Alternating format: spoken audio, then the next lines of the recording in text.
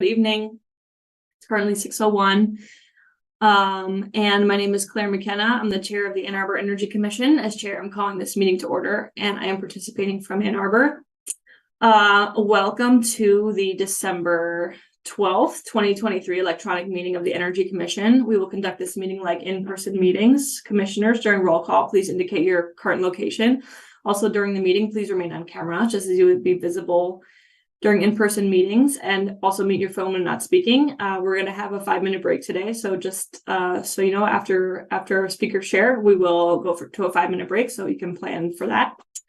Public comment will be via telephone only. Please, to speak during any public comment opportunities, there are 2 tonight. Please call one of the following 2 toll-free numbers: 877-853-5247 or 888-788-0099 and enter the meeting ID 956-8718-7876 on your phone. This information is also available on the published agenda in the public notices section of the city website, on the broadcast of this meeting on CTN channel 16, AT&T channel 99, and online at a2gov.org/watchctn. Joe, would you please provide the land acknowledgement for us? Yes, once I find it. There it is. I acknowledge that the land the city of Ann Arbor occupies is the ancestral, traditional, and contemporary lands of the Anishinaabe, including Odawa, Ojibwe, and Bodewadmi, and Wyandot peoples. I further acknowledge that our city stands, like almost all property in the United States, on lands obtained, generally in unconscionable ways, from indigenous peoples. The taking of this land was formalized by the Treaty of Detroit in 1807. Knowing where we live, work, study, and recreate does not change the past, but a thorough understanding of the ongoing consequences of this past can empower us in our work to create a future that supports human flourishing and justice for all individuals. Thank you so much. And do we have any known or excused absences today? Yep. Commissioner Sendra and Commissioner Smith will be unable to make it. I also heard from Councilmember Radina that he is on his way back from meeting, so he might be joining a little late. Great. And can you please take the roll? Yep. Commissioner Berkowitz. Here from my home in Ann Arbor. Councilmember Briggs. Here in Ann Arbor. Commissioner Colvin Garcia. Actually, they might have messaged they were also not. I need to check my notes. Forgive me. Commissioner Hans. Not seeing. Okay. Vice Chair Harp. Here from my home in Ann Arbor. Commissioner Levin. Here, excuse me, here from my home in Ann Arbor. Chair McKenna. Here from Ann Arbor. Commissioner Mirsky. Here from my home in Ann Arbor. Commissioner Overpeck. You're muted. But I see you're here. I am here, but I'm in San Francisco. Councilmember Radina. Here in Ann Arbor. And then Commissioner Zittelman. Here in Ann Arbor. All right, Chair, you got a quorum. Thank you so much. And we'll move to approval of the agenda. Is there a motion to approve the agenda as posted? Thanks, Commissioner Overpeck. And a second. Thank you, Vice Chair Harp. Commissioners, please raise your hand if you want to propose any changes or discuss issues with the agenda tonight. Okay. Seeing no hands raised, all those in favor of approving the agenda as posted, please raise your hand and say aye. Aye. Great. And that's unanimous approval. The agenda is approved. And moving forward to the minutes approval, is there a motion to approve the minutes in a second? So moved. Vice Chair Harp and Commissioner Mirsky, thank you so much. Is there anyone who wants to propose any changes to the meeting minutes from last meeting? Okay, seeing none. All those in favor of approving the minutes as posted, please raise your hand and say aye. Aye. Aye. Thank you so much. Unanimous approval of the minutes. The minutes are approved. Okay, we're going to move to our first opportunity for public input tonight. This is an opportunity to speak for up to 3 minutes. If you are watching on CTN, please call 888-788-0099 or 877-853 5247 and enter the meeting ID 956-8718-7876. This information is also displayed on the meeting agenda and the video feed. City staff will select callers that have raised their hand one by one using the last 3 digits of your phone number. To electronically raise your hand to indicate your desire to speak, please press *9 on your phone. You will hear an automated announcement that the host is allowing you to speak. And when speaking, please move to a quiet area and mute any background sounds so that we may hear you. Please state your name and address at the beginning of your comments. Joe, is anybody on the line? Yep. Let's see. Caller ending in 134.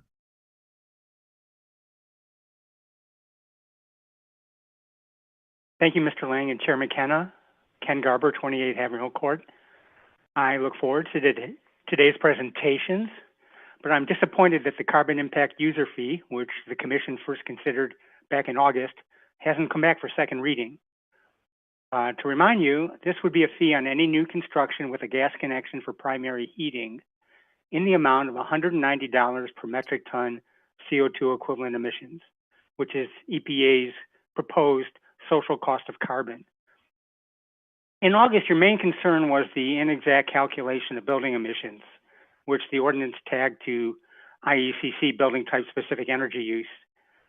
Some commissioners wanted more precise energy modeling.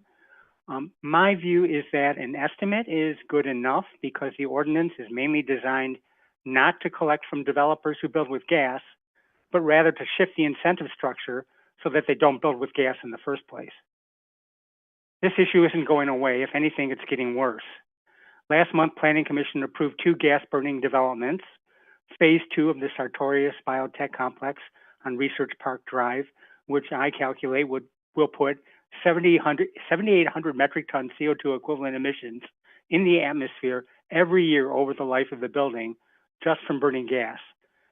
That assumes energy use intensity of 250 kilobitu's per square foot per year, as in Phase 1.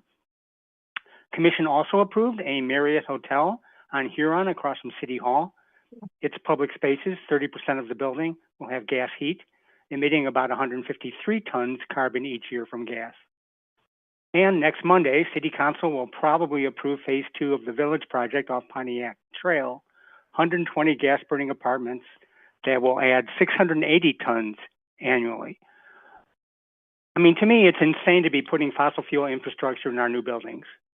They'll either emit for the rest of the century or will require expensive retrofitting. And CO2 sticks around, as you know, heating the planet for centuries. We need to be electrifying our vast existing building stock, not putting gas in new buildings. To get out of a hole, first stop digging. Here's how dire things are. A paper last month in the journal Nature Climate Change put our remaining carbon budget for 1.5 degrees Celsius at 250 gigatons. That's for a 50% chance. We're currently emitting 40 gigatons a year, going up, by the way. So in just over 6 years, we'll blow past 1.5 degrees. You know, I think we should forget carbon neutral by 2050 or 2040 or even 2030. Let's stop talking in those terms or in terms of targets at all. That just enables delay. We've run out of time for that. Just because the world is doubling down on fossil fuels, as we've seen at COP28, doesn't mean that Ann Arbor has to. Time. Thank you. No further callers. Okay. Thank you, Ken, for calling in. We hear you. I think that is a great segue to our fabulous speakers that we have with us today. Quentin, I hope that that you heard that comment, and I know you've heard many like that in your work. So I'll share a brief intro, and definitely feel free to add some info and as you introduce yourself. But Quentin Zondervan is joining us from Cambridge, Mass. Former city council member and a leader in sustainable building development. He and I worked briefly together during my time in the Boston area, and he's been instrumental in the campaign and movement disallowing natural gas in new construction in the Boston area and in state policy in Massachusetts. So without further ado, please take the floor, Quentin. Thank you.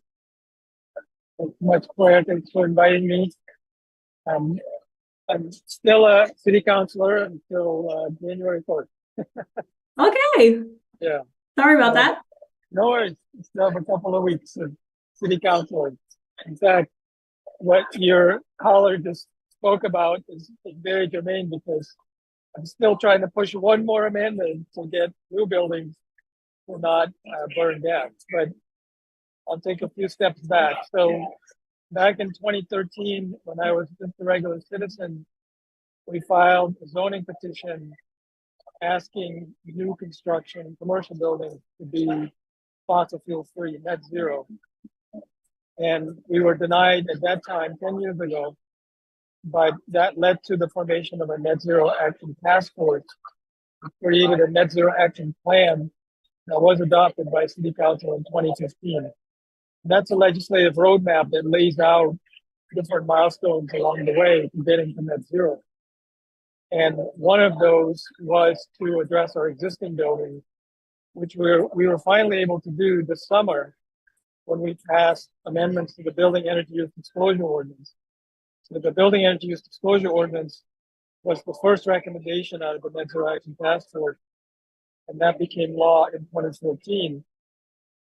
And that requires the building over a certain size to report on their energy use and emissions on an annual basis. And the amendments that we adopted this summer require emissions reductions for existing buildings. So buildings over 100,000 square feet have to get to net zero by 2035. Buildings between 50,000 and 100,000 square feet have to be net zero by 2050. And they have to meet annual reductions along the way. There are some provisions in there, including an alternative compliance fee of $234 a ton, so that if the building is unable to remove the actual emissions, they can pay the alternative compliance fee and still be net zero under the law, because we can't, of course, compel them to remove the equipment. Then in terms of new construction, we were able to be part of a new state law called the Fossil Fuel Free Demonstration Program that allows 10 communities in Massachusetts, including Cambridge, to require fossil fuel free construction starting next year. Unfortunately, that state law has an exemption for biomedical facilities, which is why I'm still actively trying to negotiate further amendments that would require those new buildings to be net zero by 2030. Because without that, they can legally continue to pollute until 2035 or 2050, depending on the size of the new building. So, like your caller, I completely agree that it makes zero sense to build fossil fuel infrastructure going forward, but unfortunately, that's still the game plan in most places, including even in Cambridge.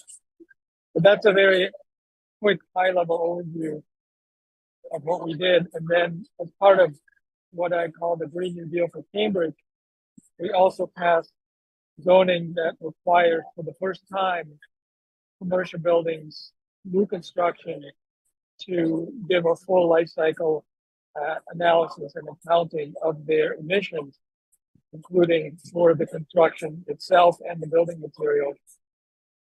And we also passed a green jobs ordinance that requires the city to support green jobs training for our residents, so that particularly low-income residents, marginalized community members, can get training to participate in the green jobs industries, because we know that we're going to need that workforce to actually decarbonize our economy. And this creates economic opportunity as well.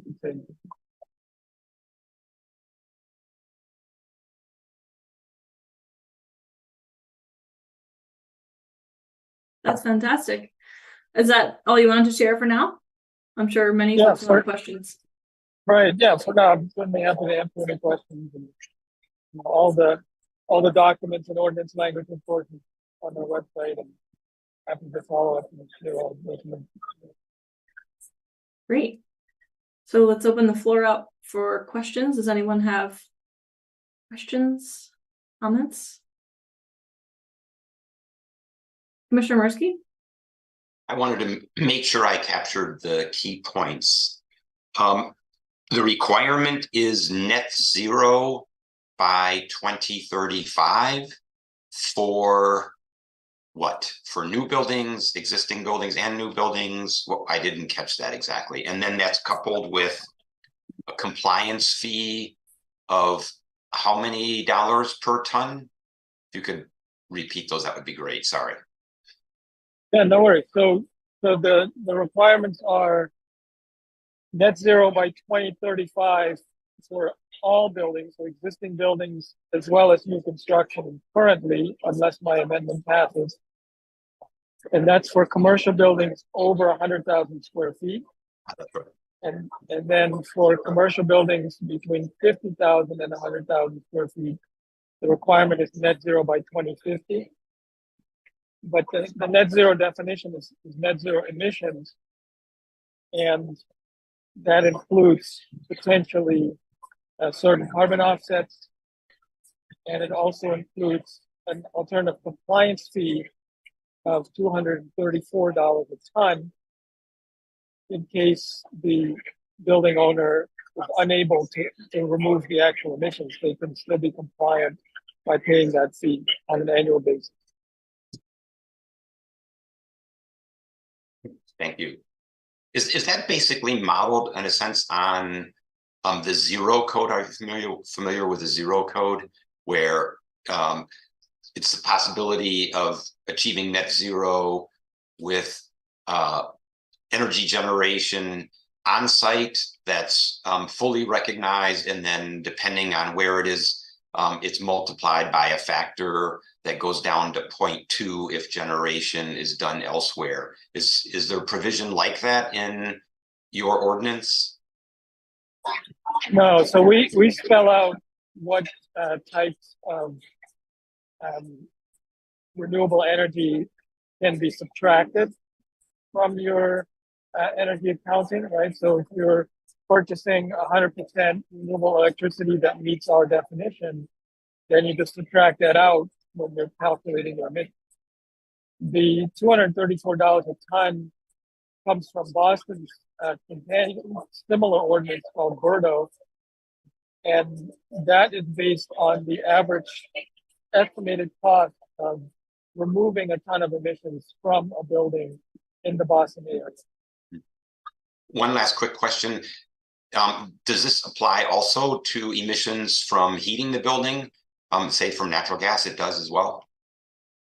Yeah, so the energy disclosure requirements require that all energy consumed in the building, as well as from the grid, are disclosed, and then the emissions are calculated based on that energy consumption, including on-site combustion. Okay, thank you. Go ahead. Commissioner Overbeck? Yeah, thank you very much for spending time with us. Very impressive what you're doing. I would love to know your opinion at this stage. What could you do better if you were all of a sudden given a magic wand? In other words, not things that are completely, maybe magic isn't the right word, but if you really were given a little more power than you've had. I mean, how could we do better? Do you have some ideas so we make the most of our efforts? Right. So, as I mentioned earlier, one of the remaining loopholes in our framework right now is the new buildings, because the state, we have to get special permission from the state to require fossil fuel free construction, because that impacts the building codes, and those are preempted by the state. So the state made available a stretch energy code, as well as what's called a specialized stretch energy code.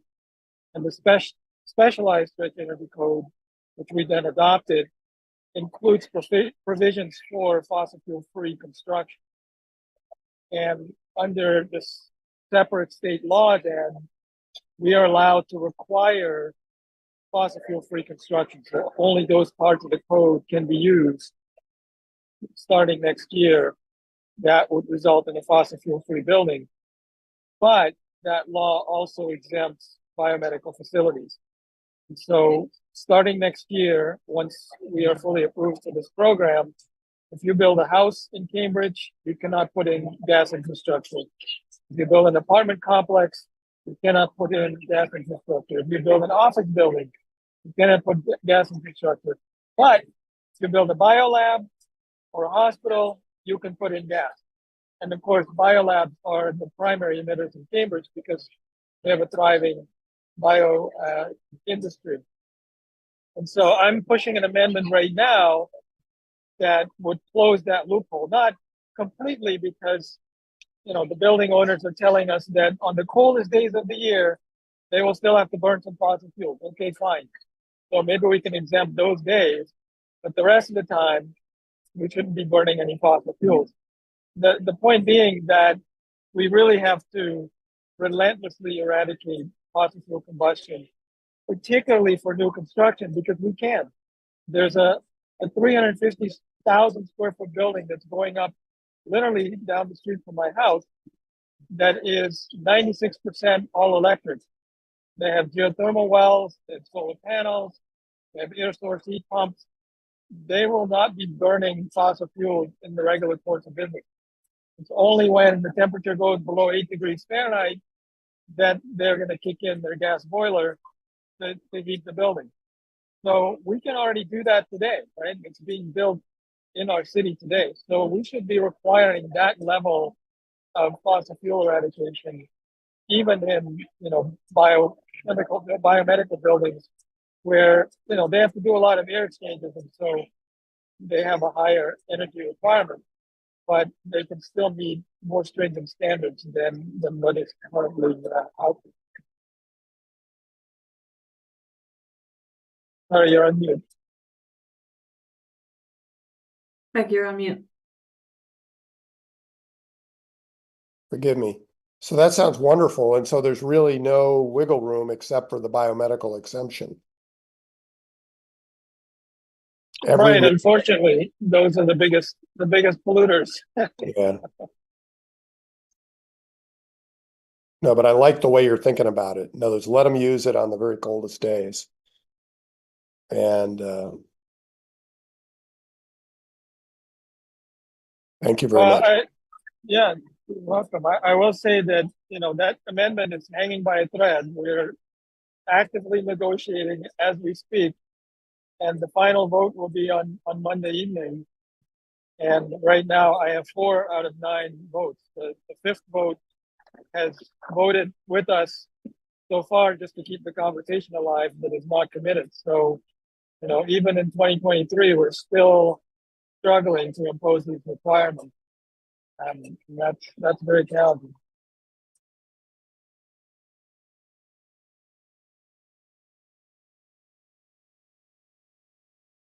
Great. I'm going to make a quick comment here. So I wanted to share that the talking about the legal framework is really important for us in reflecting on what the city of Ann Arbor can do and is currently trying to do. And that's kind of why I invited you here, to reflect a little bit more on basically how you went from a city movement. I mean, of course, you were a city council member and had, you know, a lot of support and, you know, political will behind this work. But I'm really interested in how you moved from that to the state level and kind of like the framework that was negotiated with what body was it exactly? I mean, how did you end up making that happen? And I'm wondering if folks on the call can kind of reflect, like, is that possible for us, or like, how do we move forward potentially in that direction too? Yeah, definitely. I mean, it's with anything, right? It's all about relationships. And so I've been working on this stuff for over 10 years. And through that work, got to know one of our state senators, Senator Barrett, and I've done a lot of work with him. And we reached a point where the state was supposed to promulgate the building code that would allow for net zero construction. And as we realized that they were not actually going to do that, that they were watering it down and the building code would fall short of that, Senator Barrett actually got upset about that and started negotiating with the chairman of the House on, closing that gap a little bit. And what we did at the city level was we started pushing what are called home rule petitions, basically petitions to the state legislature asking to be allowed to implement our requirements, our building energy standards. And through that process, Senator Barrett was getting support from the municipal level and ultimately was able to negotiate this 10 communities fossil fuel free demonstration program, where entry into the program was based on communities having filed their home rule petitions. So that's how we got into that program, but it was definitely high stakes negotiations until the very end. And of course, because Senator Barrett is from Lexington, where there's also a lot of biotech activity, he exempted the biomedical facilities. And so, we're still dealing with that loophole. But in any case, it's a lot of progress from where we were just a couple of years ago. Cool, thanks. Councilmember Zittelman, Commissioner Zittelman, did you want to share? Yeah, I just wanted to ask a really quick question. That $240 value, is that getting like annually revised, or is it pegged to inflation, or is that expected to stay flat unless there's like an amendment or something? That's a great question. So it's $234 a ton, which came from Boston. They had done an analysis on the cost of removing a ton of carbon from a building in the Boston area. And under the ordinance, that number can be revised without a council vote. It's not required to be done annually, but it will be time to time. It will be reviewed and adjusted. Thank you. Commissioner Murski? Have you had any legal challenges, or do you anticipate any? We have not, and we don't expect any. Of course, anybody can be sued for anything at any time. There's some grousing about, well, the building code, says that we can burn gas, and then you're trying to pose another requirement that says you can't. But of course, my argument is, well, we're not saying you can't burn gas. We're just saying you have to pay for it if you do. So, but our legal department is confident that we would be able to successfully defend this ordinance. And, it was negotiated with heavy participation of the building industries in Cambridge.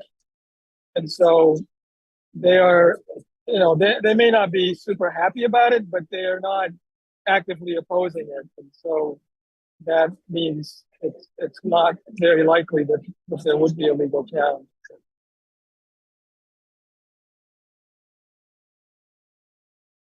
Would you speak briefly on how you got the building industry to the place where they were not actively opposing it? I mean, I can remember having worked in the Boston area that there was a time when they were opposing it. So share a little bit about that timeline.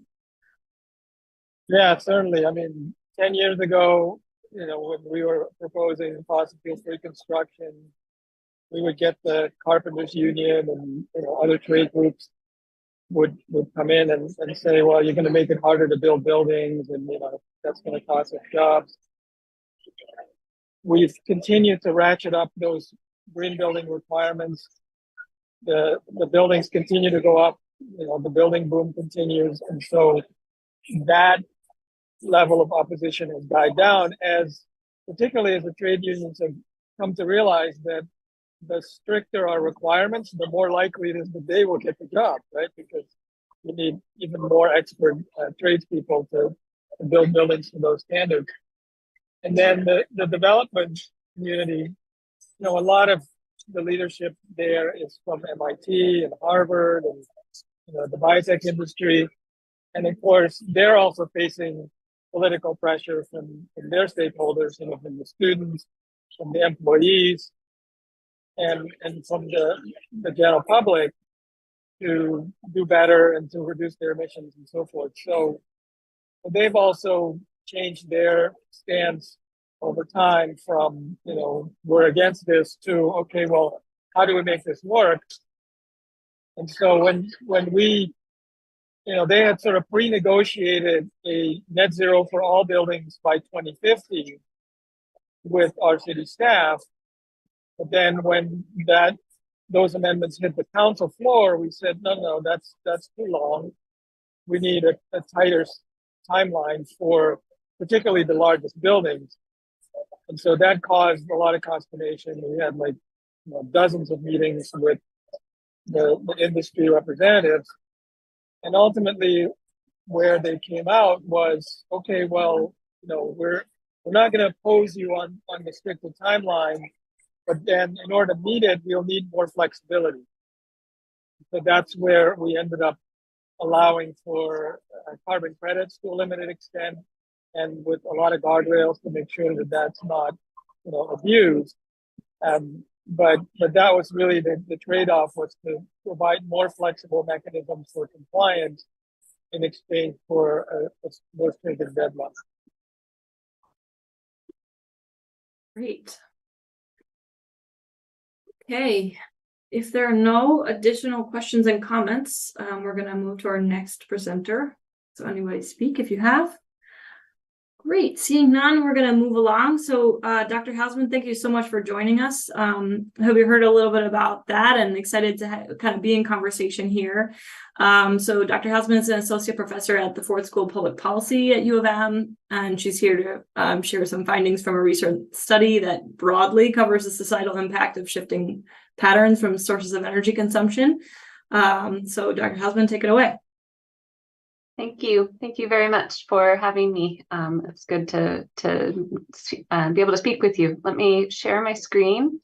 I just have a few slides. I'll spend maybe 10 minutes sharing my research with you, and then we can move to Q&A. So let me make this full screen. Okay, I assume you're able to see those? Good. So this work is on who will pay for legacy utility costs, and we're really focusing on the natural gas sector, which is why you see the picture here that I've borrowed from NPR. This work is joint with Lucas Davis at UC Berkeley. I should say that all of my views are my own based on this research. They're not representing Lucas's views or those of the Ford School of Public Policy, where I am very happy to be a faculty member. So I wanted to I'm an economist, I'm an energy and environmental economist, and I wanted to share how I think about some of the challenges that come up when we speak about electrification and moving off of natural gas. A big part of how we should probably be understanding many aspects of the energy transition is understanding legacy costs and stranded assets and things of that nature. So we argue that regulated utilities, including the providers of residential and commercial natural gas, are different from other businesses in three really important ways. The first is that they have very large fixed costs. So you think about a natural gas distributor, it has, most of its worth is tied up in pipelines that you build and you bury, and then they're around for a very long time. As a result, the way that we have traditionally dealt with these kinds of businesses in the US is by giving them monopoly franchises. It doesn't make sense to have two sets of pipelines running down the street. So we say, this business has a sole right to provide this service to this neighborhood.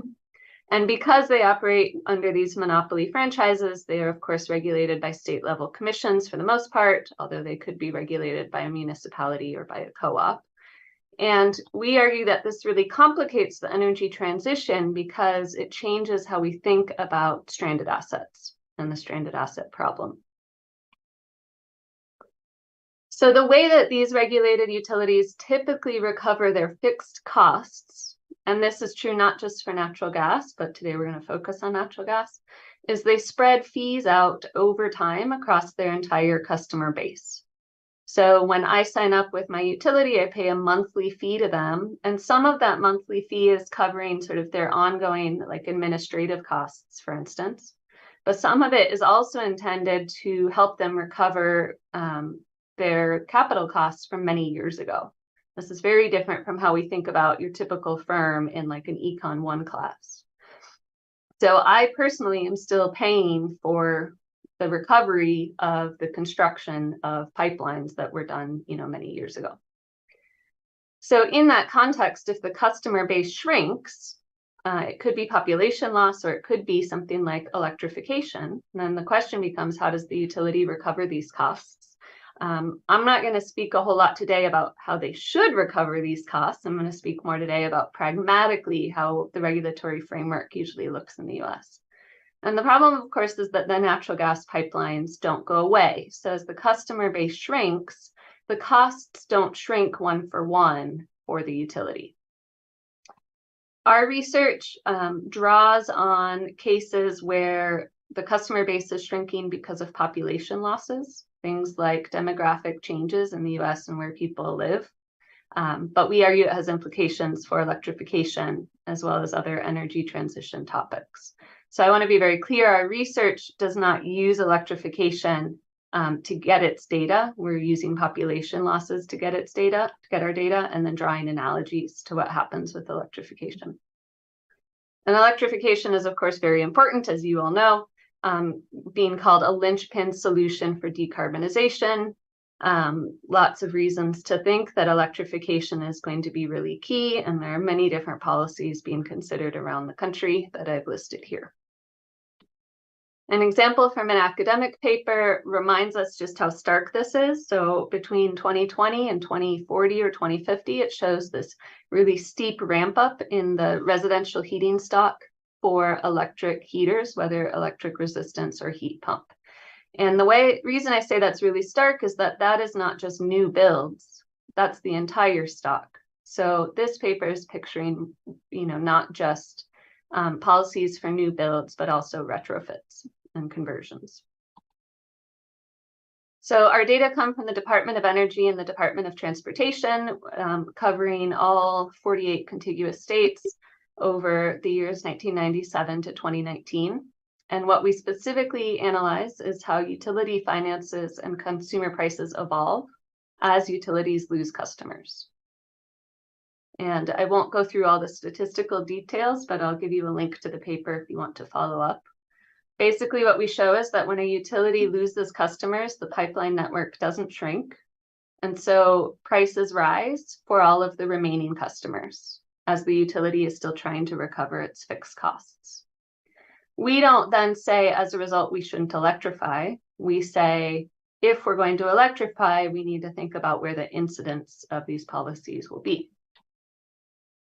To put the numbers in perspective, we estimate that a typical utility adding a customer receives about $300 more per year from that new customer, but a utility losing a customer doesn't receive $300 less, it receives $150 less. What that means is that about half of per customer costs have disappeared with the exiting consumer, and about half of the costs have stuck around, and they've been passed on to the customers that are still part of the network. And that number, that's an average per customer number. For small numbers of customer exit, this means bills don't rise all that much for remaining customers. But as you get more and more defections, bills rise non-linearly for the remaining customers. A sort of cartoon version of how to think about this is if everybody leaves the natural gas system, but we don't disconnect any pipes, then the one person remaining still operating natural gas heating or natural gas cooking is bearing the entire cost of the fixed infrastructure. That, of course, is an unrealistic scenario, but it helps you get a sense of why there's this nonlinearity. Lots of details in the paper about how we do the data analysis, different robustness checks. And we also bring in administrative data on what kinds of costs we're talking about. So we think separately about things like admin costs versus operations and maintenance versus returns for investors. And what I'll just say briefly is that there you should think about a utility having three kinds of costs. Some costs that stick around when people electrify or depart the natural gas system. For instance, you still need to do maintenance on the remaining pipes. Some costs really do disappear when a customer defects. Obviously, you're not selling the same quantity of gas anymore. You don't have to do as many meter readings, so some of your costs go down. And then there's this third category of cost that's really important that ultimately is a political and legal decision. For instance, a big portion of costs are returns for shareholders. And there are questions about whether utility commissions are going to continue to allow that recovery or whether those are going to be disallowed in the future. What we think this means is there are a lot of policy implications. I've listed them just super briefly, and this is my last slide, so we can go into detail on any of these if you have specific questions, is that we think that some of the policies that have been proposed sort of open up a can of worms. For instance, you could imagine that if only high-income people are the ones who initially electrify, then prices could rise for remaining low-income customers, and that might not be something that you want to have happen. A policy proposal that's been named to alleviate this problem would be things like subsidies for low-income electrification. But that's really only a partial solution unless you really manage to target like all low-income households, right? In fact, that can make the price rise for the low-income customers who don't get the subsidy even more dramatic. Other solutions include targeted electrification, where you disconnect an entire geographic area. And the idea is that then you can save on maintenance costs. So that's a partial solution, but it doesn't address this problem of returns for shareholders, which again is a legal question. So I've talked about bullet point 2. Bullet point 3, I think, is really important nationally, although I don't have detailed data on what this looks like for Ann Arbor. Nationally, there are a lot of natural gas pipes that are leaking, and methane leaks are really bad for climate change. And how to deal with this problem at the same time that we're talking about taking away these funds from natural gas companies is a dicey problem. Fourth bullet point, we focus on full electrification, so customers really fully departing the natural gas network. We can talk, if you like, about partial electrification, where you stay connected, but you don't use as much natural gas. That will have different implications. And then just note that there are parallel issues in electricity policy if people defect from the grid because of things like solar plus battery storage. So we argue that the stranded asset problem is just a really important policy question in the energy transition in general. And we don't advocate for any particular solution, but we want to think through sort of what these costs are before we go down the road.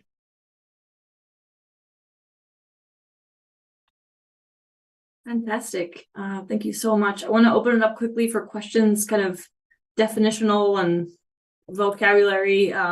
This is something we came up with last time in our meeting, and I just want to make sure that we can talk about that if necessary before moving forward with more theoretical questions. Any questions? Okay. All right. Vice Chair Hart. Thank you very much for presenting. That's extremely helpful. And I don't know if I have my question fully formed yet, but it just makes me think that there's lots of infrastructure that's deployed by many of these utilities over time in a lot of different areas, and occasionally they update that infrastructure. And I guess my question is there anything to learn from the way that they currently update infrastructure and the sort of stranded costs in terms of how these legacy costs might be dealt with into the future if they are sort of left out, I guess, is sort of where I'm going with the question. And I don't know, but that's sort of what it made me think about. Yeah, I think one thing that we talk about that might be relevant for answering this is considering utilities, a hypothetical utility that has fully recovered its costs, its capital costs already. So everything's already been depreciated out and recovered. You might picture something like a 30-year timeline for recovery of a capital investment. And so you could imagine a utility that is no longer recovering costs for those returns to shareholders. So in my nonlinear plot, we had 3 lines. The middle line is sort of what our base case scenario is. And then one of the lower line was what you would get for a utility that has already fully depreciated everything. I think that's not realistic. I think utilities generally have not fully depreciated everything because they're continuing to either they're maintaining their original network, but they're also adding on a little spur to reach a new development, would be one example. And that the costs of adding on that spur have been socialized across the entire network. Or another example would be replacing or fixing lines because of methane leaks. So I think that bound is not a super realistic one, but it does help you see sort of the magnitude. And what you see is you still have that steep upward rising bill impact for everybody else. And the reason is that there's still these operations and maintenance costs, there's pensions, right? Pension liabilities are a big deal for a lot of utilities. So it's not only the capital cost recovery. Commissioner Levin. Yes, thanks for the presentation. I was just wondering if you considered the differences with, say, like DTE, for example. They own both gas and electric. That's not going to be the case like across the country, of course, but does that provide like a mechanism possibly for sharing this cost maybe with electric users that used to be gas and now they're 100% electric? Yeah, that's a great question. So we think the political, there's sort of 2 different questions. There's like, what costs do you need to recover? And then there's the political economy questions of how you recover those, and also what sorts of opposition you might expect to face from the utility if you move forward with the policy. I think those are 2 separate questions. So in terms of opposition, it seems quite plausible that you could expect less opposition. We didn't look at that, but it seems like a straightforward thing to intuit. In terms of how you would share the costs, yes, one of the things we talk about is the possibility of moving all of the costs onto electricity ratepayers. And if you expect, electric load growth to happen as a result of the electrification, then maybe that bill shock is not too bad. So we do talk about that possibility. But I would like to say that question is about how you share the costs and sort of how proportionately big that cost shock looks, as opposed to how big the actual costs are, right? So even if you have a utility that serves both gas and electric, it still has this pipeline problem. So it's not like the cost problem is smaller in dollar values. It's just that it might be easier to think about who you pass them on to.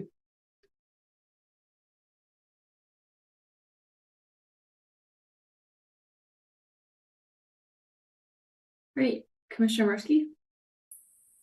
I'm wondering if you've looked at studies that are maybe similar to yours, particularly in other countries, like in Europe. As you probably know, Germany proposed a very aggressive heat pump law that's been toned down a little bit, but they're obviously on a similar path, or at least are raising similar concerns. They still use pipelines and everything else. That's not just in Germany, that's across Europe, that's in Japan, that's everywhere else. Where are other progressive countries on this type of analysis and the type of conclusions and the type of opportunities in terms of how these costs might be carried and spread? Thanks. Sadly, I don't have a good answer because it's a very good question. I think the 2 things I would look at in the other countries would be what they're transitioning away from. Of course, some European cities have district heating, but then others, as you pointed out, do not. So I would look at what they're transitioning away from, and I would also look at what their regulatory environment is and whether it's, municipally run utilities or federally run utilities or regulated privately owned utilities like we mostly have in the US. So I'm sorry, I don't know.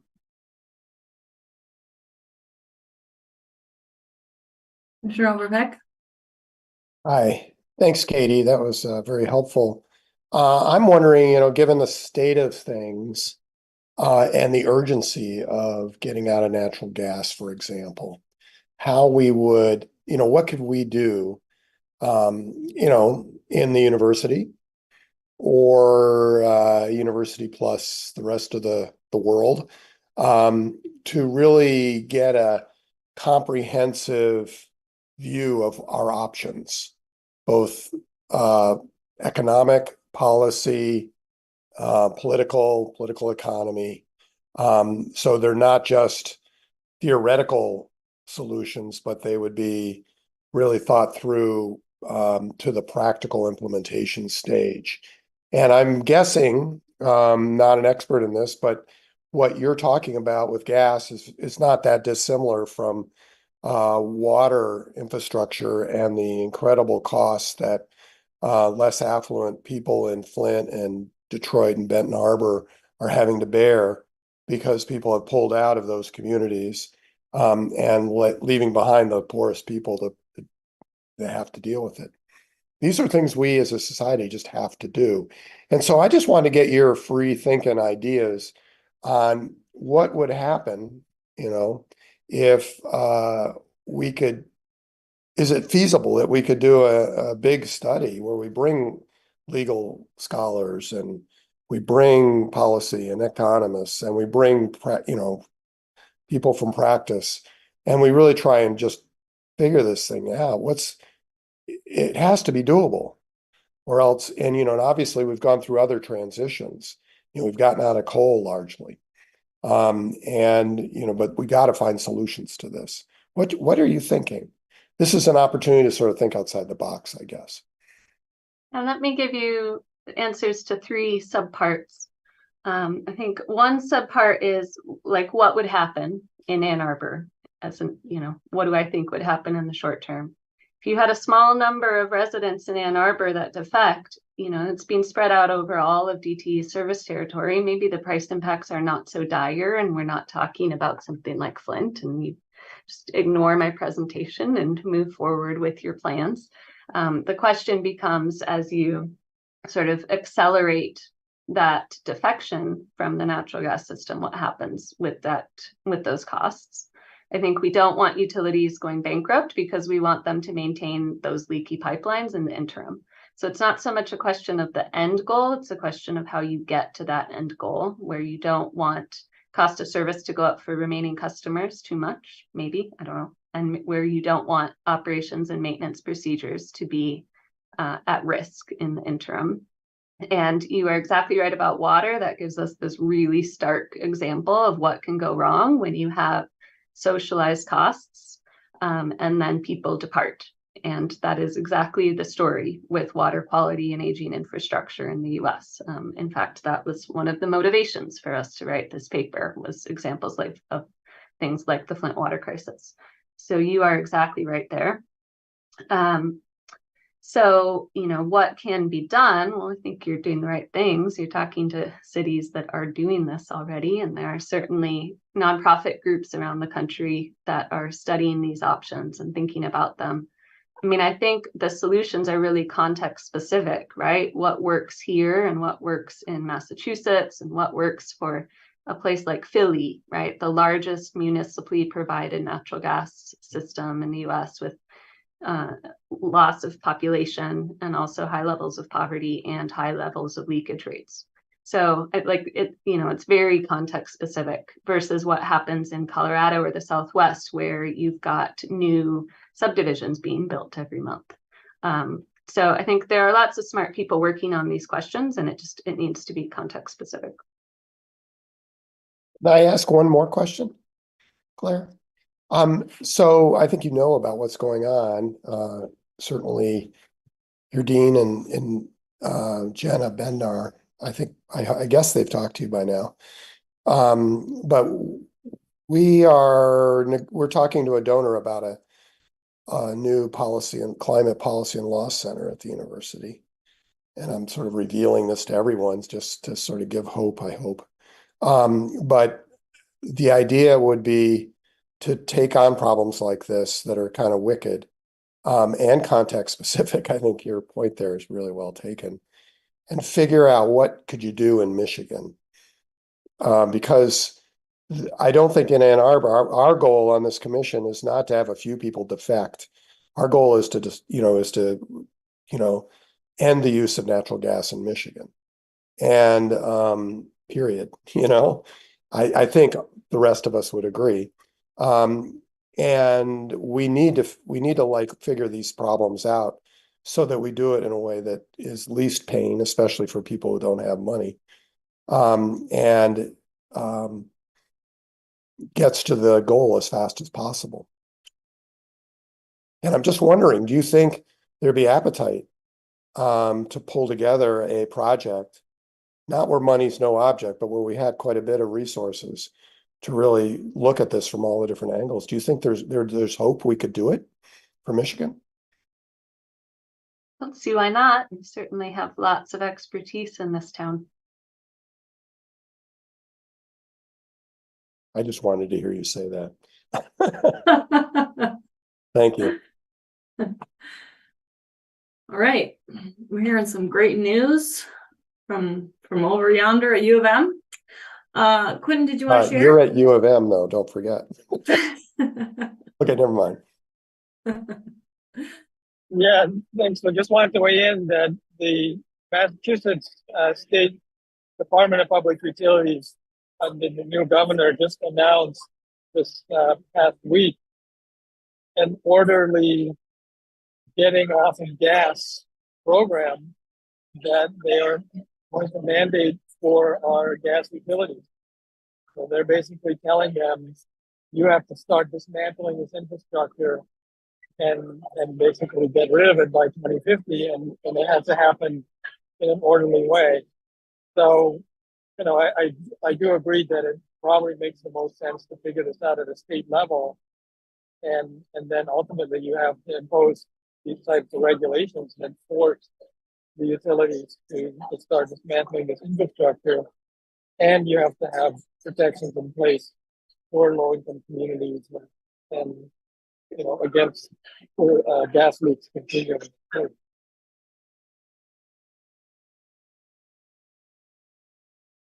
Amazing. I hope that is our future too in Michigan. And I don't know if we can have like a buddy program, but anybody who knows anybody, that would be fun. Okay. Yes, Commissioner Bergowitz, would you like to share? I just have a follow-up question, and also thank you to the presenter. It's very interesting and quite timely.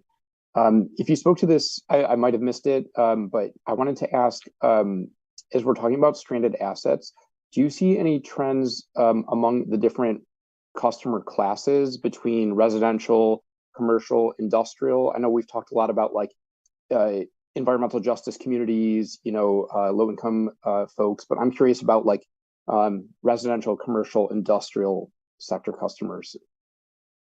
Yeah, that's a really interesting question and ties to what we heard from our first speaker today about the separate policies for certain kinds of industry. So we did not look at that. The numbers I showed you were all for residential.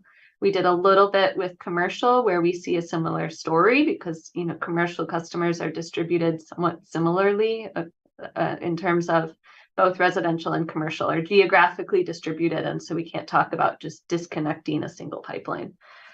We did not look at industrial, both because of data limitations. A lot of the EIA data are, blacked out for confidentiality reasons at the industrial level. But also, I do think it's a different problem because their geographic distribution is different. And so how we think about disconnecting specific parts of the pipeline grid is going to be really different with industrial customers, but also their needs are different in terms of their substitutability. So great question, but I don't have anything to offer you on industrial.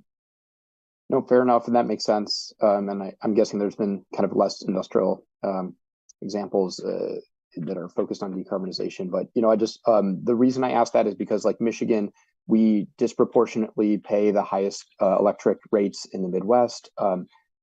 Michigan, even though we are working to get off gas, Michigan does naturally have features that store gas really well, and so gas can be bought like off season and then sold at like a subsidized rate during the winter, and so it does actually help ratepayers in some ways. And so anyway, I don't want to say nice things about gas, but in Michigan, residential ratepayers disproportionately pay the price. Commercial customers somewhat as well, but industrial rate class has gotten either stagnated rates or declining rates over the past decade, 2 decades in Michigan, whereas residential customers have only ever seen increases in electric rates and continue to see increases every single time a utility files a new rate case. So it's just something that I've been thinking a lot about, the disparity between residential customers and other rate classes.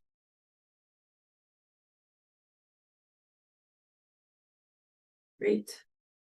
Okay, we'll end our talk with our amazing guest presenters there. Thank you so much for joining us, Dr. Hausman and Quinn. It's really, really special, and I'm so happy that we had a conversation, and thanks to all the commissioners for commenting too. So we're going to take a 5-minute break. So guests, feel free to drop off. Everybody feel free to black yourself out. We'll come back at 7:08. Thanks.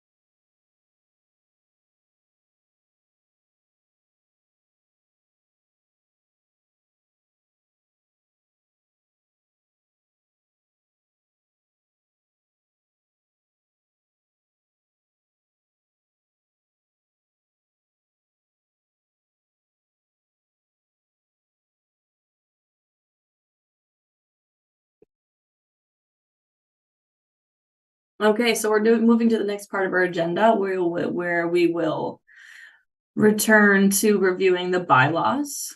So I'll ask if there's a motion to open the meeting for discussion of the bylaws.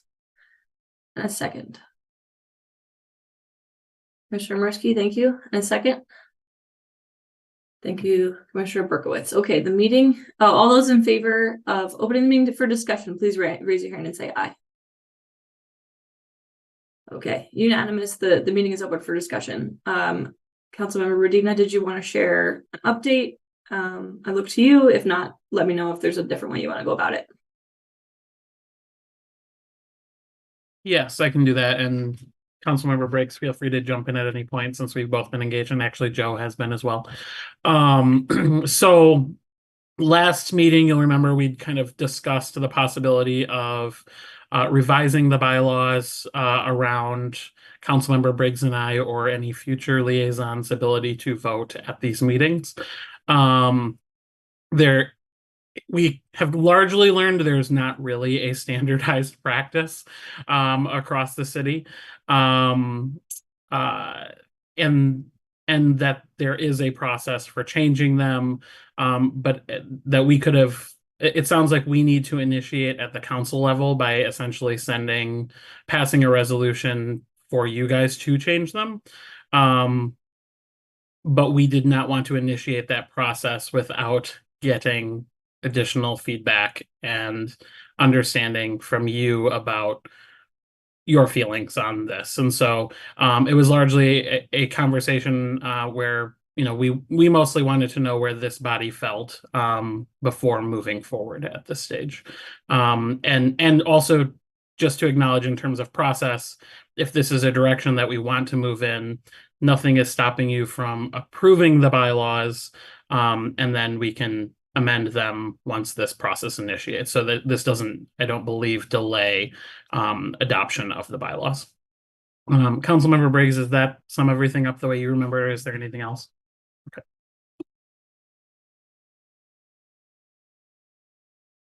But I believe we can also vote to approve the bylaw as revised, right? Do you have a version for us that has a revision in it or no? So we do not. The process, Okay. the process would essentially play out after adoption of the bylaws. I see. Okay. Yeah.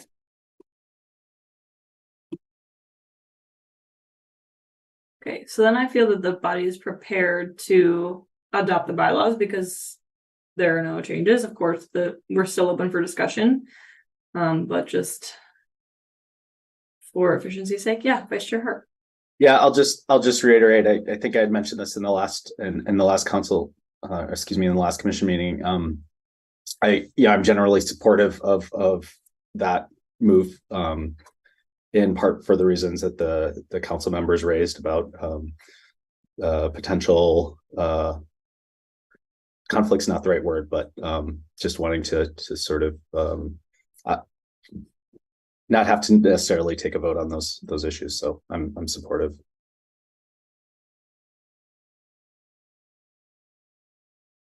Oh, yes, Commissioner Levin. Yeah, I was actually thinking about it a little more over the past month.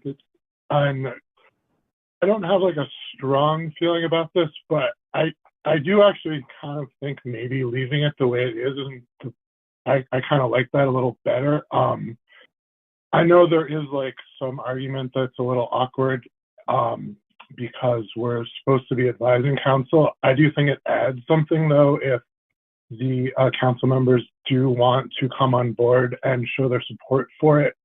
And as you mentioned before, you're always welcome to abstain from it. And I wouldn't necessarily want to take that away from future council members that felt differently about it, since you do always have that option to not vote on anything that you feel it would be awkward or a conflict of interest.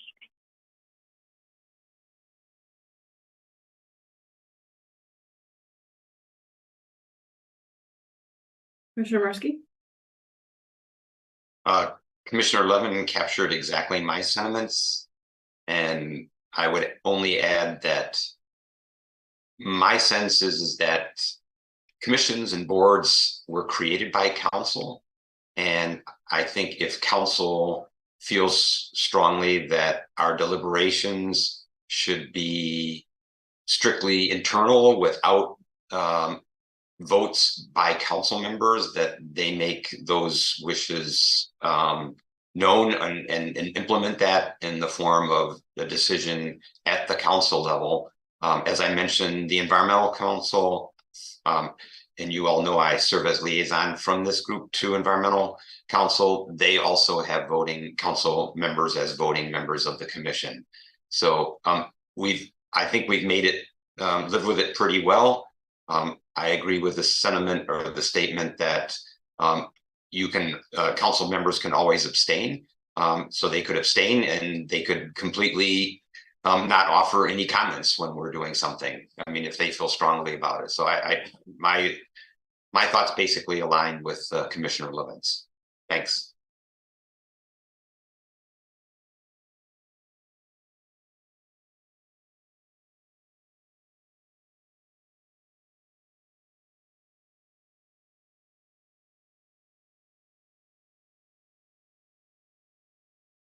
Yes, go ahead.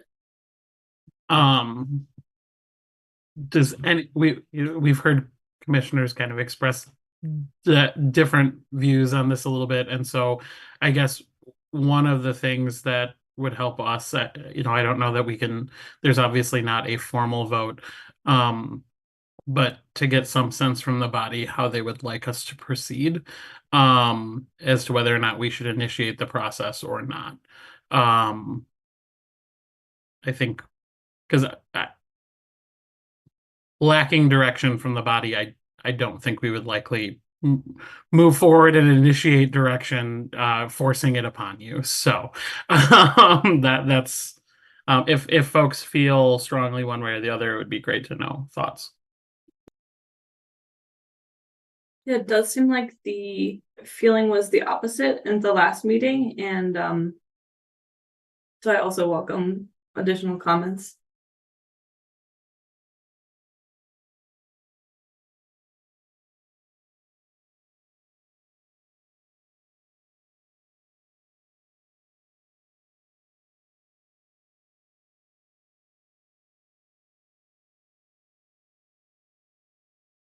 Or perhaps if folks even could, give thumbs up or thumbs down if they would like us to maybe initiate the process. Let's hear from Commissioner Colvin Garcia. Hi, thank you very much. And I would just like to say that I have valued the contribution and the perspective that council members bring to our deliberations, and knowing that they can vote, they would vote if they choose or not, and they can vote how they choose. I think it adds value to this commission and to all the commissions that they serve on. So that's my opinion. To add to to Commissioner Mirsky and Commissioner Levin's comments.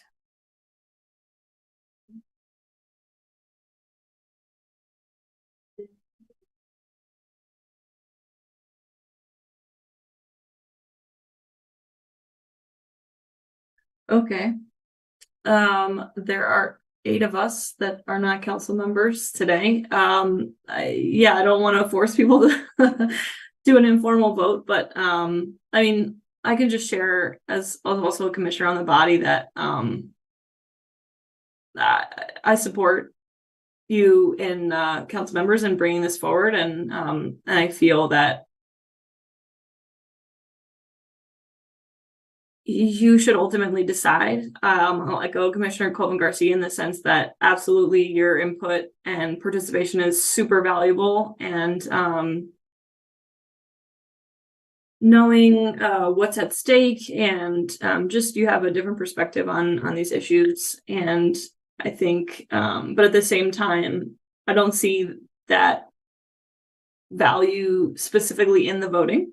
I find that it's just the case throughout the meetings, and I don't find that coming to a vote on specific things is where the value is necessarily the most present. And so I would support the original movement to take you off as voting members.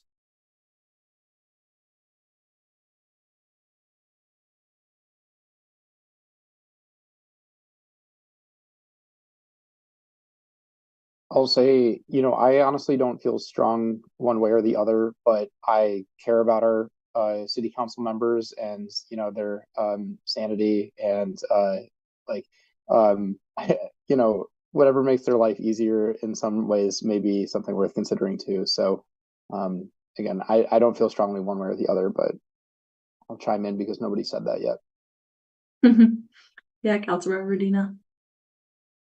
Thanks, and I appreciate that, and I will express I don't think either of us are necessarily coming at this from like our own sanity perspective or comfort perspective. I think one of the things that we've noticed, I think we've been relatively lucky, at least in my time on this commission, that we haven't had that many close votes. Most things have come with relative unanimity. But I think we've kind of always acknowledged that there's potential for awkwardness, that in a close vote, we could largely be deciding what advice we receive from the body. And so, there are two of us that could swing a vote one way or the other, and then that impacts the advice from the body that the entire council would receive. And then I also have just we already do kind of have an outsized voice in a lot of these deliberations because of the nature of our positions. And so, we have obviously an opportunity to vote on things at the council table. But depending on, the commission, this is, again, I think I've shared this before, one where I actually often feel like, everyone else in this room has so much more experience in this space than I do that I like to sit back and listen. But often in a lot of the rooms when, I start speaking, everyone else feels like they can't challenge what I've said or things like that. And adding a vote to that gives me additional power in a space where the citizens are supposed to be advising us. And so that's kind of been my perspective in suggesting this. I also don't feel that strongly either way. That is just, I think, where Councilmember Briggs and I kind of noticed where we have seen differences from commissions that we serve on. It was something we wanted to bring back to you. But ultimately, we're going to respect the direction you guys want us to take. Councilmember Briggs. Yeah, thank you. And I just wanted to say I completely agree with Councilmember Medina's take on this. I think that's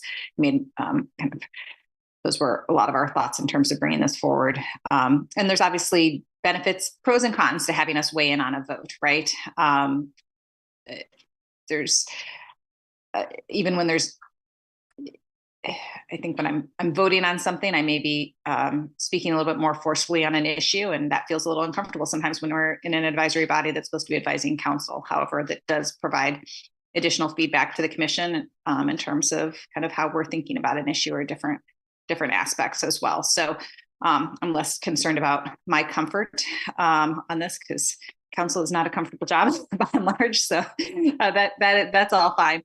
But just want to make sure that we're listening to you as our advisory bodies, and definitely I don't feel super strongly on this. So happy to take the feedback of the commission on this. Commissioner Murphy. Yeah, I think what I'm hearing is that we really respect and enjoy the participation of our two council members on this commission.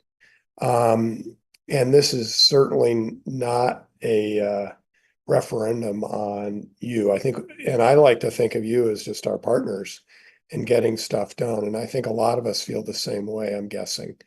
The problem, of course, is we are, especially those of us with some gray hair, have all been on committees and commissions in, not the same exact situation, but in a situation where there are a couple members who have an outsized sort of impact and influence. And we want to just keep things clean, you know, because it didn't go well in those other cases. So I'm guessing that's sort of what I'm sensing here. If you guys agree to be council members for as long as we're all commissioners, then I think we got a deal. Because we really do appreciate working with you and value everything you have to say. I like the idea of knowing where you stand, I guess. And I like that point a lot.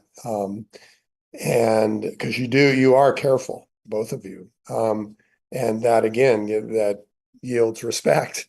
But it also, you know, I don't know, you know, I don't go back and watch, you know, exactly how you vote on council all the time.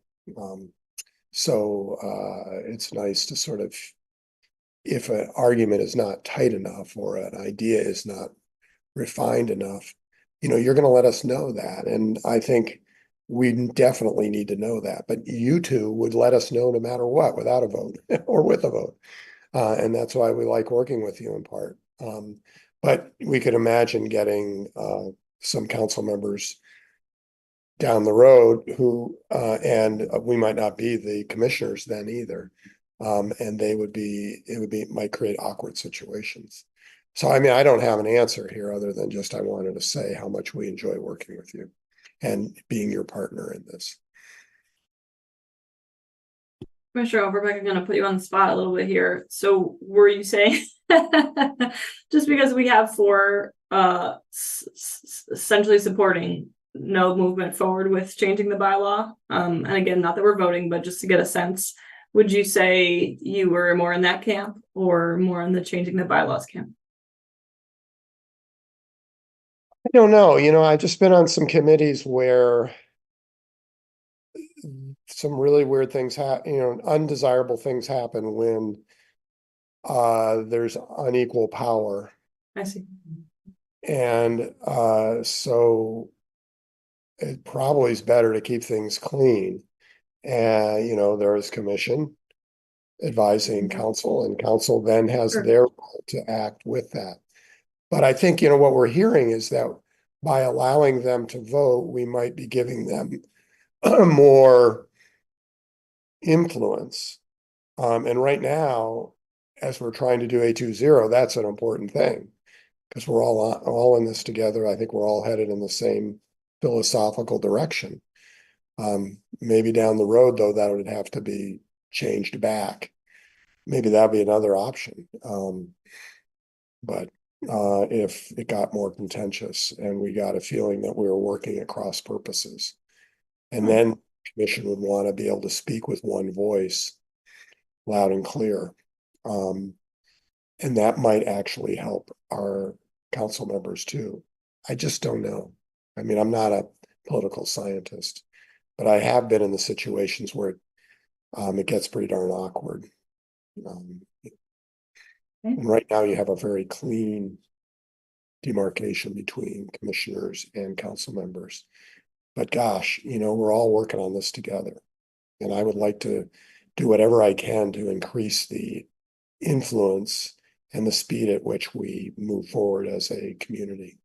I mean, I'm talking Ann Arbor, Michigan. Interesting. Sorry, I can't answer your question. Not sure. I just want to get my 2 cents in. Okay. Well, in that sense, do folks feel more comfortable shelving this for a future discussion? I mean, it sounds like there was actually a lot of mental movement since last time we talked about it. So we can vote to approve the bylaws today as was proposed by the council member. So we have our processes moving forward, but at the same time, we can keep this open for discussion, maybe talk about it one more time. And I just encourage you to really think about it. Some new points were made today, or maybe that I hadn't heard in that way before. You know, this balance between the outsized voting impact of the council members, which could on one hand be ugly, but also maybe on one hand move us forward with our common goals, maybe because of the folks that are working with us and how aligned we are. So that's that's a little messy, but I think that is indicative of why we can't quite decide. So I would ask, are there any more comments? And if not, I will look for a motion to vote to approve the bylaws as currently written.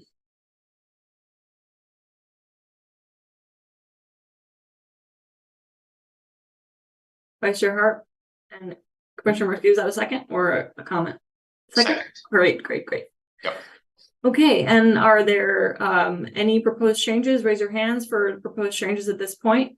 We're discussing an additional issue. Okay, seeing no hands raised, all those in favor of approving the bylaws as currently written as posted, please raise your hand and say aye. Okay, voting members, here we go. Aye. Okay, that's a unanimous vote in favor, and so the bylaws are approved. Thank you so much for this great conversation. Okay, so agenda-wise, we're gonna move forward with this next time. So you'll expect to see that on the agenda again for January. And hopefully we can come to a point where we can actually advise on the next steps for the council members to do their work. Okay, so we're going to move to a report from staff. Joe, what do you have for us? Yeah, couple things. One, to follow up on whenever that meeting was, but just note, and this kind of gets into the council report a little bit too, but just noting on next Monday, the contracts for the administration of the Home Energy Advisor Program with Walker Miller Energy Services and the administration of the Residential Rebate Program with Elevate will go to council for approval. So be on the lookout for that. Couple other things. Some of this you may have seen, some you may not, but just a fun note from today, Ann Arbor has surpassed its highest number of solar installations in one calendar year. 217 solar installations have been installed in the year, going across residential, commercial, and government. This is about 1.8 megawatts of solar total. I would also be remiss not making a plug that about half of those residential installations came from the Ann Arbor Solarize program, which is currently actively recruiting residents. So if you know anyone who's interested in installing solar in 2024, looking to learn more, potentially interested in bulk buy discounts on solar installations, they can reach out to me at jlang@a2gov.org or go to our website, a2gov.org/solar. We're also still recruiting for our 6th cohort of A20 ambassadors. For those who are unaware, this is a program to kind of get your, get more involved, get more information about Office of Sustainability and Innovations, our A20 plan, and generally sustainability in the community. So if you know anyone or you yourself are interested, you can apply through February. It's open. We also, you may have seen some media and stuff here, but we have recently installed and operationalized the state of Michigan's first 2 utility pole mounted electric vehicle chargers. There's like I said, some media out there, but you can also go to 407 North Ingalls Street to see one of those chargers in action. And then also wanted to note that we received our grant through the Energy Efficiency and Conservation Block Grant Program through the Department of Energy, which is going to be working with our partner Community Action Network to transition the Bryant Community Center into a fully carbon neutral building. In addition, using that as kind of a living learning laboratory so folks can see what it means to transition a home to carbon neutrality in the process. So that's what I got. Thanks. Thanks, Joe. I know we heard some feedback from commissioners, and I also spoke with Rita Mitchell, who's the chair of the Environmental Commission, and she was asking also about updates on Bryant and the work done there, knowing that the block grant has just been funded. So exciting. And I'm wondering if there's a possibility that we can hear some next steps, lessons learned, just a little bit more about the block grant program and the work being done in Bryant, and kind of how that's a laboratory for the rest of the city. Yeah, and I know it's come up a few times. Just one, because we want to do a presentation on the work that's been done, how it's going, stuff like that. Happy to do so. Some of the other, I know we've talked a little bit about, kind of like, oh, how is this being integrated in other things? Sure. Can do a little bit of that. I know some of it we've already talked about some, for instance, again, in the home energy advisor. All the Mhm. energy assessments part of that are fully came from the work in Bryant. So that's already kind of being implemented there, as well as a lot of the work with the housing commission we're doing, as well as several other the grants we've applied for and talked about here are Yeah. directly using that. But yeah, if we want to do like a presentation or again, here's what's happening in Bryant, how's it's going, things like that. Yeah, we'd certainly set something up. Cool. Yeah, I think I'd like to see that, just hearing that feedback. And additionally, the list of things that you rattled off about, that we may already know, I think it's really nice to hear about them all in one place. And I think, I don't know who's watching on CTM, but I think the citizens would be interested to hear too, just because sometimes, I may know what a home energy advisor is, but, just to hear it again in kind of like a repetitive way can kind of set it in the brain a little bit as to, all the great work that you guys are up to. So I would really appreciate that. Councilmember Medina? I may get myself in trouble here by suggesting something that I don't know if we can make happen. But I don't know how many folks here have had the opportunity to see Brian and some of the transformations that have happened there. And I know that there had been, I think this body is one that suggested maybe getting together for an in-person meeting. And I wonder if maybe there would be interest in kind of trying to host that meeting at Bryant, where folks could also see some of the updates firsthand. And so I am suggesting that, knowing that it is something we would have to coordinate with Bryant. But they do, open houses all the time and are always excited to talk about their work there. So it might be something to consider. Also, it's just down the road from me, so. Oh yeah, convenient. Yeah, I love that idea. Let's circle back with staff. I'll talk in our agenda setting meeting. And just I just want to hear from the staff on the Bryant team that they can support that at least within a certain timeline, and let's make it happen. Okay.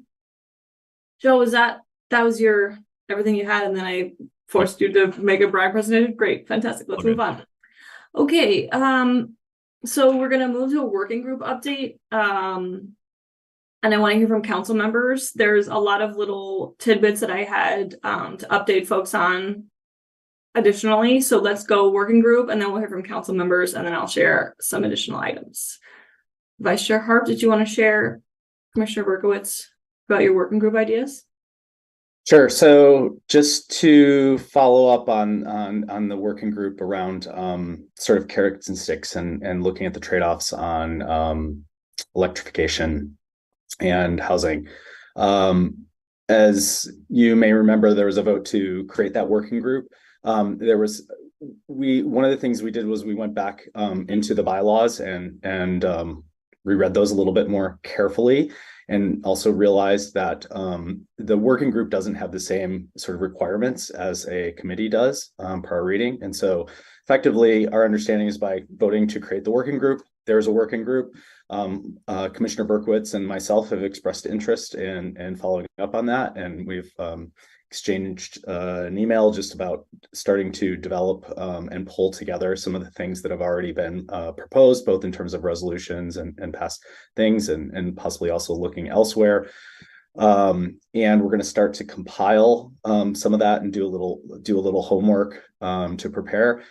And then in the January meeting, we briefly discussed that we'll try to share a time when when we'll be able to meet and invite others to come meet as well as members of the public. And we can sort of work on that a little bit more with the goal of sharing concepts, ideas, insights, and recommendations back with the commission in a timely way, possibly with some more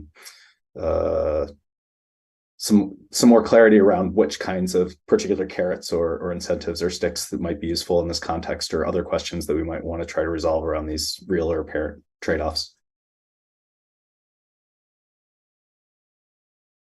Great. Commissioner Mirsky? Yes, question. I can't remember if we discussed this at the time we just talked about the idea of a working group, but in June, council passed a resolution asking the city administrator to come back by the end of the year with recommended, and I think in that context, there was only incentives for building electrification. I don't know what the status is. I don't know what council plans to do with those recommendations.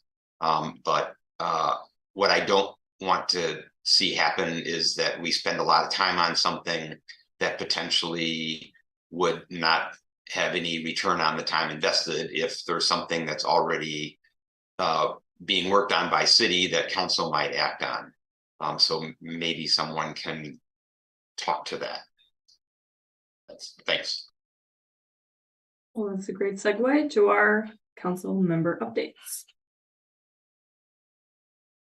So jump in on that. I think we hopefully will be receiving that that memo from staff soon, and we'll be able to respond and react to it or and see what's there. Another piece that may feed into this a little bit, we're anticipating attached to our next city council agenda, a economic development report recommendations, which is,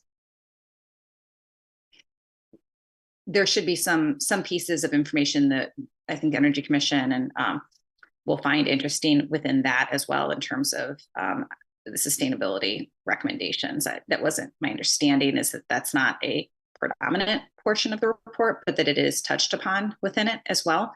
And so it certainly came up within our discussion of working session that we had, our annual working session this past week. So I'm going to be drawing from both of those resources in terms of how we move forward with this. And I think that might provide greater direction to this working group as well, in terms of what's there, what's missing. And I know there's some community groups that they're working on this as well. I'm not sure if I've got other updates, particularly, I guess one other one. City administrator has asked us to think a little bit about, this came up within context of the admin committee,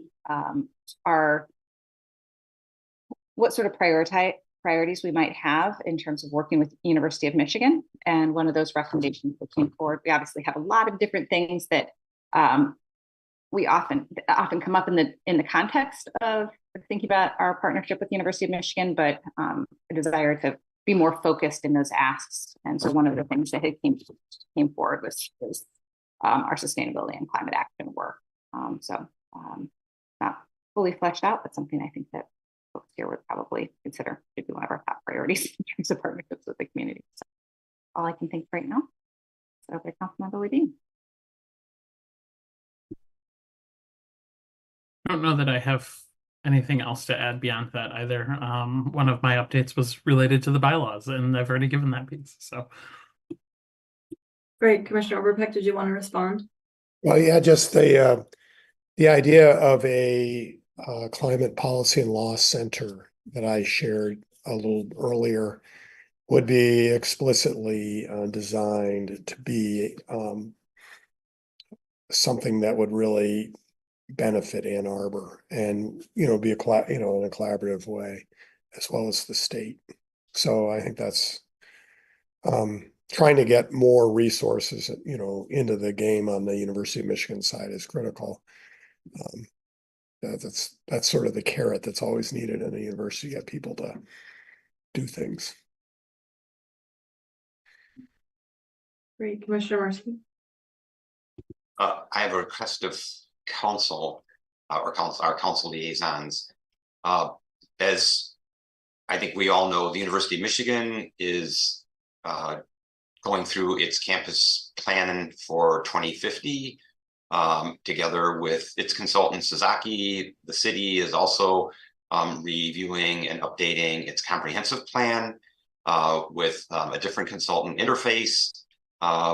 Hopefully the two entities are collaborating closely on that and not just looking at what's within property lines. I know that City Council passed a resolution, I believe it was in 2022, asking the city administrator to work with the university on the idea of creating mutually more workforce housing.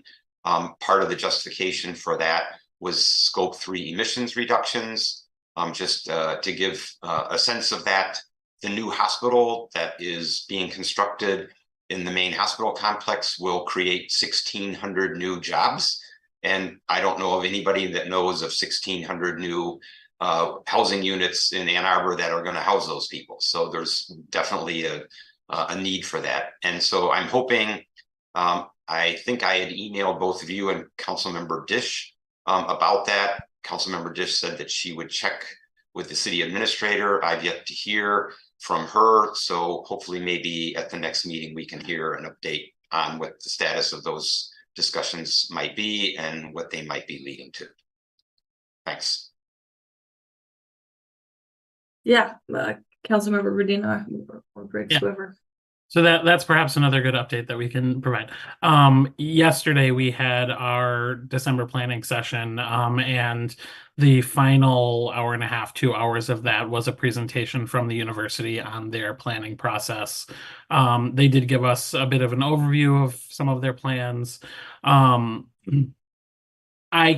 probably can't speak too much to how much collaboration existed in going into developing their plan, but that was something that we expressed, or many of us expressed last night from the council table. And I do know this is not the first time they've engaged us on it. So several of us were invited to a community leaders breakfast on this several months ago, or a couple of months ago. I know that they're kind of going through the community engagement process, and including stops with us has been part of that. And they also did seem to commit last night to partnering with us on the energy aspects. For example, when pressed on working with OSI, it sounds like those conversations are happening. And I know that Administrator Dohoney has been in conversations with the university. One of the things that he also brought to admin was some priorities for us to consider in his conversations with the university. And so we're hoping to provide feedback to him in January on that. So conversations are definitely happening. I would say I think that there are always more opportunities for us to work more closely together. I'll let Councilmember Briggs speak for herself, but I know she and I both pressed for some additional university support for non-motorized transit in our conversation last night. I also, to the point about workforce housing, I think one of the questions that was raised last night by one of the colleagues was that we would also like to understand the university's vision of growth in the future and whether or not they're planning for that, because we also know that we would like for them not to continue gobbling up land in the city. And so one of the things I do appreciate about their plan is kind of a very intensive revisioning of North Campus, but also making sure that they're providing adequate housing for the students as they continue to grow as a university, because that obviously needs to be a top priority as well. So I will stop talking now and let Councilmember Briggs also speak. Thanks. Just to add to that, workforce housing was something that was mentioned by the university. I expressed support for that. There was actually a little bit of conversation around whether or not that should be the scope of university in terms of thinking about housing. I strongly support, very much for the same reasons that you mentioned, Mr. Mirsky, the need for workforce housing, and specifically referenced the medical center in my comments as well. I would say I also pressed the university to be thinking about its connection with the community, because it's very much a campus plan that seems to be fairly insular in nature. And things like active recreation were mentioned, but there was in health and well-being, but no ties to active transportation, for example. And so, that's just one example, but I think thinking about the growth of the university and how that impacts, we rely on each other very much so. So the university wants a strong community, and we want to see a strong university, and we're going to be a lot more effective at achieving our shared goals if we're working together and thinking about the impacts of each other's planning efforts and investments. So definitely reinforce that, but I think there's going to be a fair amount of need to continue to reinforce that.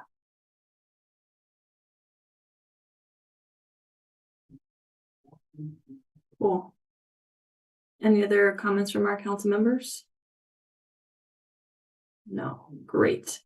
Okay, so now I'm going to put Vice Chair Harp on the spot.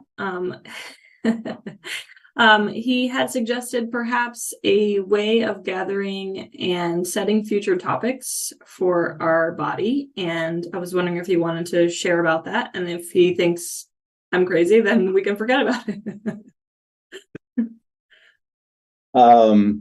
Thank you, Chair McKenna.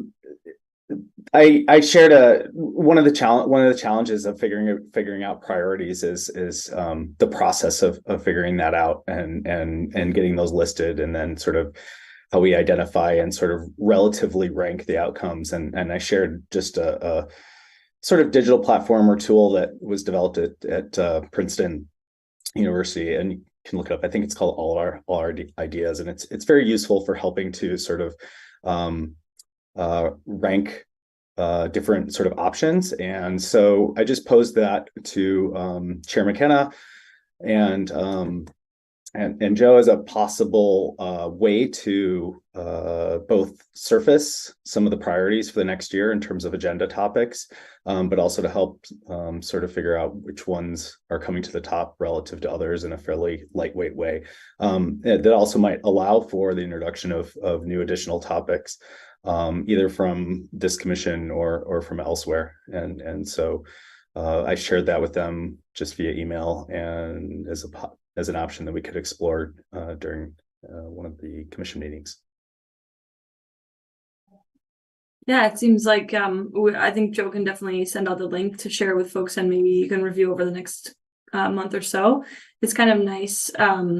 It's sort of this dichotomy, so you're given two options and can kind of pick between them. And let's say we posted different topics for for agenda moving forward. There's actually an example if you go to the website from Plan NYC, which is about the question that you can just test out online right now is, what do you think is better for creating a greener, greater New York City? And it's like zoning requirements or parking minimums. And so it's like, I think that's very pertinent for our use here. It's already being used in this way. Yeah. Yeah, and so part of the way this works is we might compile a list of agenda items that have already been submitted and topics and pre-fill those out and then introduce it through some period to allow others to add ones. And the nice part about it is it just sort of updates the voting, and so it's cumulative and it moves pretty quickly, and we can get a sense of that, and that'll potentially help us have a sort of prioritized list that we can use throughout the year, also to refer back to in a fairly ordered, concrete way, and we can shuffle that sort of as timing and needs prevail. Great. So to that end, let us know. Yes, Councilmember Briggs. I love the idea. I think it's also a good way to maybe bring voices, help to make it easier to weigh in on different topics. I hope there's a way to move this forward. It sounds like the way that it's structured, it's very individually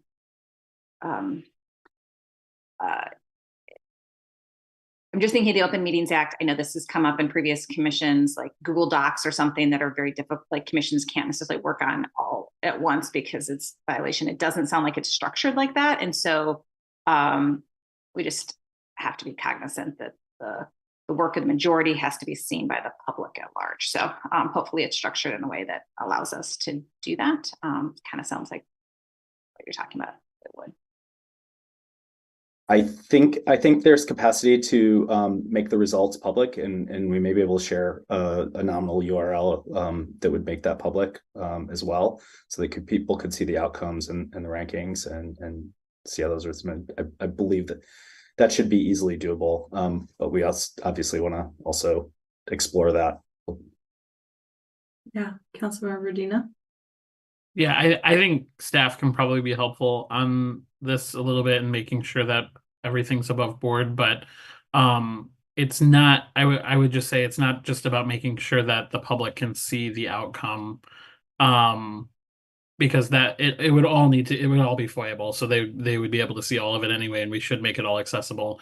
But a decision couldn't be made, or a majority of the body couldn't be working on something offline in a way that's not public, because that would violate OMA. So that's just, yeah, there's a slight difference there, but I think it's important to note.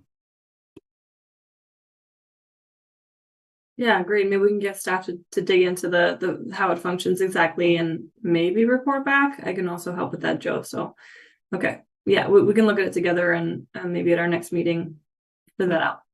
Okay, let us move along. So before we move to our final opportunity for public comment, I wanted to share that I made the executive decision that we would have a happy hour next month. And whatever happy means to you, we're just going to get together and we are going to meet at Argus on Liberty per Vice Chair Harp's recommendation. It's a nice little cozy spot. I think it'll be good for us, quiet enough to talk, and it's not a bar. They have kombucha and of course beer on tap, and chai lattes and whatnot. So it's a nice spot. They're open until 8, I believe. So let's meet at 5:30. We're not going to talk any official business, but we are just going to get together and perhaps meet each other for the first time in person. Okay, I forgot to mention the date. January 17th on Wednesday, 5:30 to 8. That is what I decided. If that doesn't work for everybody and there's an outcry, we can change it. But I thought setting a date might be nice just to kind of set a North Star for about a month from now. It's midweek and it's mid-month. So yeah, reach out to me or Joe if that's an issue. Otherwise, I will be there. I know Gabe's going to be there.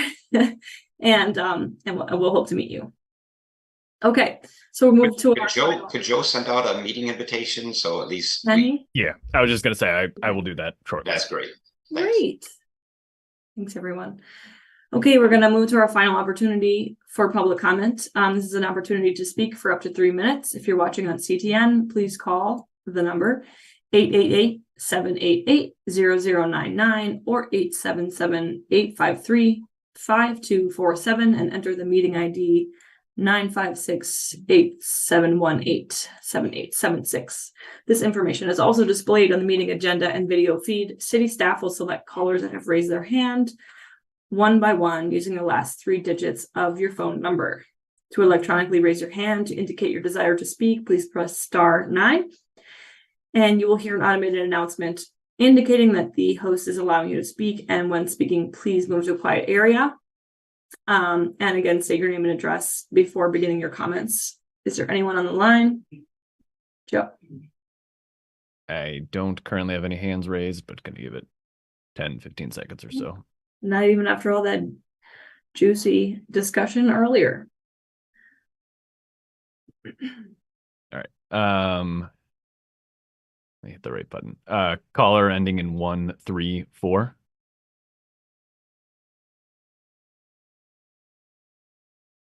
Thanks, Mr. Lang and Chair McKenna. Ken Garber again. Yeah, I wasn't going to comment, but since Chair McKenna seemed to invite some kind of comment, I decided to chime in one more time. Thank you for the opportunity. I was there at the City Council work session last night, and I want to thank Commissioner Briggs for pressing the University of Michigan fairly hard on their commitments and their plans around things like housing and transit, land acquisition, future enrollment. I personally found the U of M's responses vague, non-committal, evasive, and I think I agree with Commissioner Briggs that this is going to take more work to get the kind of constructive action out of the U of M that I think we need, or at least cooperation. On the discussion tonight on electrification, I really like what Cambridge is doing. And one of the things I most like is that they require energy disclosures from building owners so they can calculate emissions, for the regulatory purposes that were described. We don't do that in Ann Arbor. We have no idea what the emissions impact of our decisions are. So I've been taking it upon myself to make those calculations for individual projects. I'm not the best qualified person to do it, but staff isn't and no one else is. So, and I think we need that kind of information in order to make informed decisions. Let me give you an example. Mr. Lang just mentioned the 217 solar installations this year. giving us 1.8 megawatts of new solar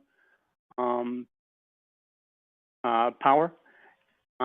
Yeah, I calculate that will save 1,420 metric tons of annual emissions if it replaces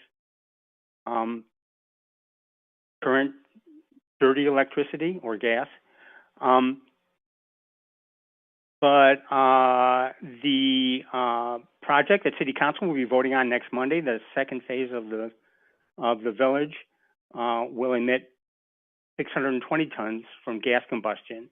Now that doesn't take into account the fact that our electric supply currently is very dirty. It assumes 100% renewable energy electric generation, which is the city's goal for 2030. It also doesn't take into account reduced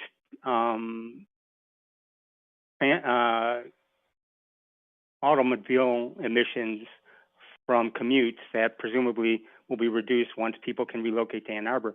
But that just compensates for a fraction. I guess my larger point is that we're wiping out, something like 44% of our solar gains of the year just with this one project on the face of it. So we really have to get at this problem of new construction. Otherwise, we're treading water at best and probably losing ground overall. That's time. So I'm sorry, but thank you. Thanks, Ken. No further callers. Commissioner Murski. 2 comments. First of all, we missed the report from the Environmental Commission. And if I may, I'll go ahead and give that now. And then I have a quick comment to Mr. Garber's comments. Is that okay? Yes. Okay.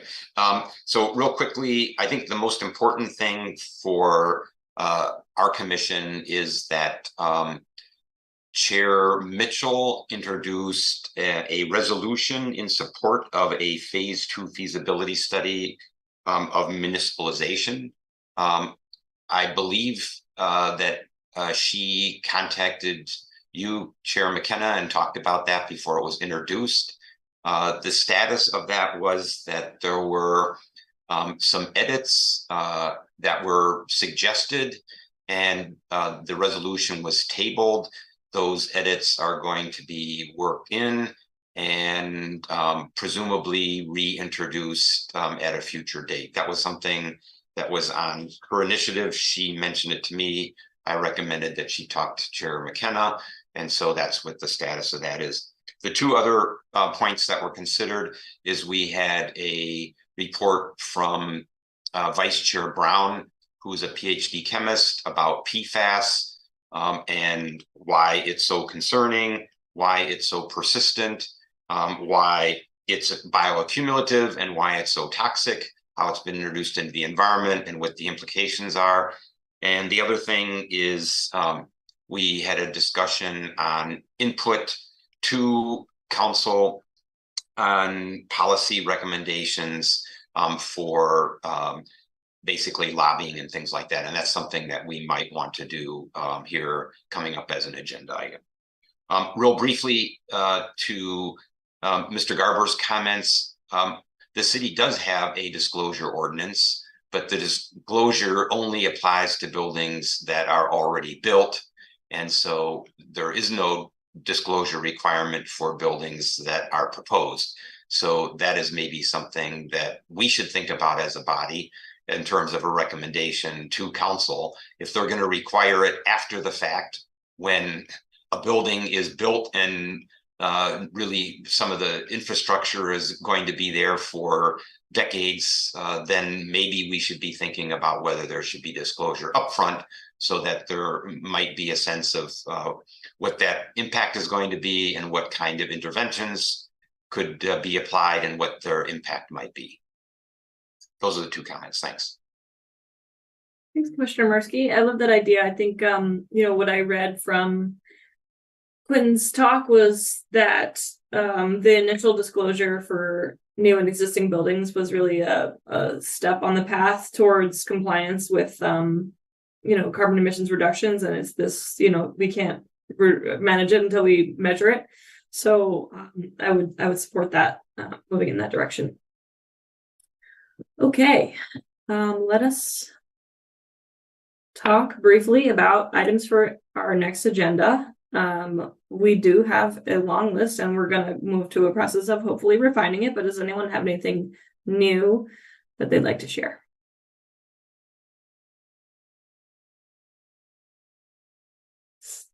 Seeing none. All right, we're gonna move to adjournment. This was a very fantastic meeting. Thank you so much for your attention. I'm happy that we got to meet tonight. It is currently 8:03 p.m. and as chair, I declare this meeting adjourned. Have a great night and we'll see you in January. Bye. Think so.